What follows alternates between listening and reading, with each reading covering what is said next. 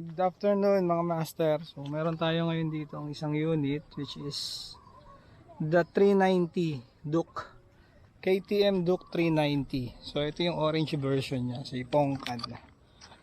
So owned by our friend, kaibigan natin si Mr. Ronald Patino. So shoutout master. Salamat sa pagpapahiram nitong napaka-pogi mong motor. Hey, no? Diba? Dating oh, ganda oh. Kulay ko, color combination ang ganda eh, orange, white and black. So review lang natin to mga master. Alam ko namang marami nang nag-review nito, marami na rin nakakaalam ng specs nito. Pero sa mga newbie na gustong malaman yung quick specs and features ng Duke 390, so pagtiyagaan nyo na tong video na to mga master. So ikutin muna natin, tignan nyo yung looks nya, kung gaano siya kaganda yung itsura niya. Ayan, diba? Tulis-tulis eh, no? Ganda eh, oh. So parang napakagaan ng kanyang chassis. So umpisahan natin muna sa kanyang mga features. So yung headlight niya, kung mapapansin nyo, meron siyang daytime running light. So all LED na rin siya. So ayan, LED na rin yan. So pag sinusi mo siya, bubukas na rin to. Tingnan natin, sinusi natin. Ayan, diba? Ayan. Sa gabi, ang ganda niyan. Then yung low niya, nakailaw na rin yung low. Tapos signal light niya is LED din. So ayan siya, kabilaan yan. And then tapalodo, mudguard niya. Then ang maganda dito mga master, yung fork niya, tingnan niyo, inverted na siya. Diba? So yung telescopic fork, inverted na siya. Then yung mags niya is kulay orange. Ang gulong na nakakapit dito, alam ko aftermarket na to eh, Metzeler. So ang size ng gulong niya dito sa harap is, sa front niya is 120 by 17. So yan. And then tingnan natin yung brake niya. Ang preno niya is Vibre na dual piston. Ayan, Vibre. Tapos single disc lang siya, yung kaliwa lang niya ang meron. So iba kasing 400cc big bike kabilaan, pero siya single lang pero malaki, naka big disc, no? So sa front is ito yung signal light niya, yung clutch lever adjustable siya. Kabilaan ito yung sa preno, front brake, and ito yung master niya. And then ang side mirror niya is modified na rin, aftermarket na rin. So naka bar and side mirror siya.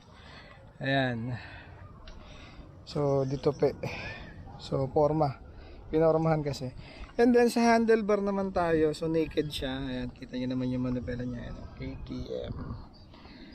Manubela is naka mid rise. So yung switch niya is ito yung kill switch niya, then busina sa right switches niya is yun, dalawa lang dito. Sa kabila ito medyo marami kasi meron siyang set, may button siya para sa TFT screen natin. So maseset mo siya, mamaya papakita ko sa inyo yung TFT.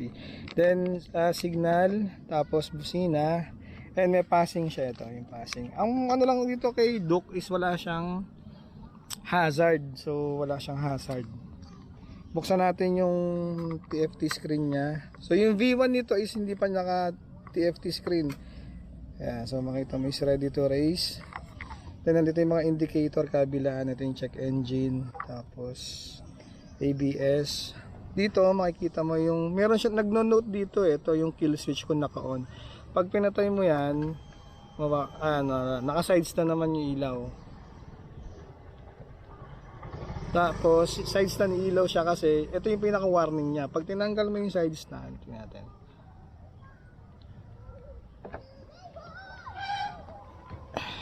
Yan, mawawala. Pero pag binaba mo siya, ayan, lalabas din siya.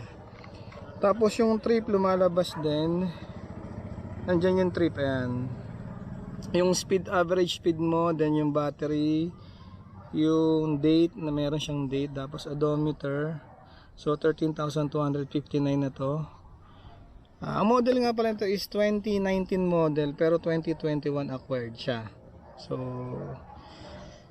bata pa rin to, medyo bata pa yung motor. And then fuel gauge, tapos temperature gauge. Ayan, ito yung RPM nya.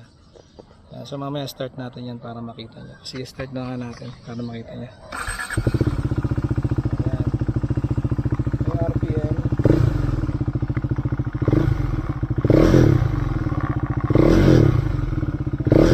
Tapos yung gear indicator niya ito.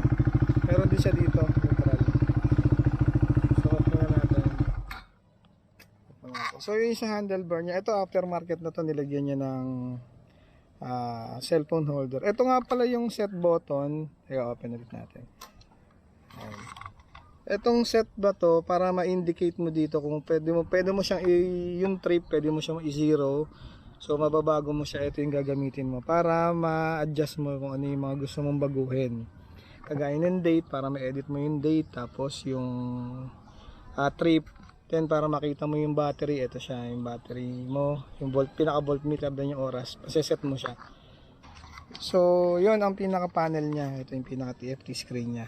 Ayan, makikita mo lahat ng kailangan mong info dyan sa TFT screen niya. And then, this is 11 liters capacity. So, 11 liters lang ang laman ang fuel tank niya. And then, nakita mo yung frame, ay yung pinaka-frame niya. Yan, parang trademark ng KTM to, yung mga ganyang frame, tubular, puro tubo. Then, ito yung radiator niya. So, meron siyang radiator guard. And then, nilagyan na rin siya ng slider. Para in case na tumuwad, so kailangan naman talaga yan sa mga big bikes. Kasi prone, medyo mabigat siya, so kailangan mo siyang may slider. And then, parang naka-shifter na rin siya. Pero ito, stock pa to. Yan, tapos side stand, wala siyang center stand. So normally pag mga ganitong bike is wala talagang center stand. Then yung upuan niya, ayan, may nakalagay dyan, Duke. Tapos ito yung sa OBR. And then meron siya ditong footrest para sa angkas. Sa likod naman niya, ang gulong niya is 150 by 60 by 17. So same brand sila ng gulong, yung harap tsaka likod. And then dito yung taillight niya is LED na rin yan. LED, taillight tsaka stoplight.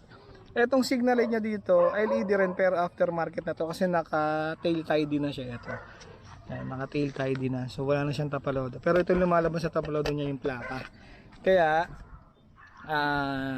iwas din sa talsik to. And then sa likod naman, ito yung preno niya. So vibra din siya, single piston lang. Usually ganyan naman talaga pag yung hulihan is single piston lang talaga. Then naka aftermarket na siya tambucho. Austin Racing ang nakakabit dito. So single cylinder to, double overhead cam. To be exact, 373cc ang kanyang displacement. So single cylinder lang siya. So 300, pero kinonvert na siya sa ORCR nito is 400cc ang nakasulat sa kanya. Kaya expressway legal to mga master. Pwede nyo ipasok sa NLEX, sa SLEX, sa Skyway. Actually kakabiyahe lang namin ito last Sunday sa Tagaytay, nag Skyway kami, SLEX. So okay naman, wala naman sita-sita dyan kasi alam naman nila na expressway legal to, itong bike na to. So halaga nito mga master is 289,000 sa cash. That is the brand new price ng Duke 390. So expressway legal, pwede na kayo pumunta sa mag-drive sa expressway gamit to. So pwede. Check niyo yung specs. Testingin niyo bago kayo bumili kung okay sa inyo. Pero based on my experience sa paggamit ko nito, sobrang comfortable, magaan siya gamitin. Unlike dun sa ating personal na big bike, yung NK400 na talaga namang masusulit ka sa bigat. So ilang mga master, quick review lang naman to. So marami na rin nag-review niyan. So kung nakukulangan kayo, pwede naman kayong tumingin sa ibang mga nag-vlog na nito, nag-review. So ayan yung kanyang specs. Pogi, di ba? So ilang. Shoutout master Ronald Patino sa pagpapahiram na ito. Napaka-pogi mong motor.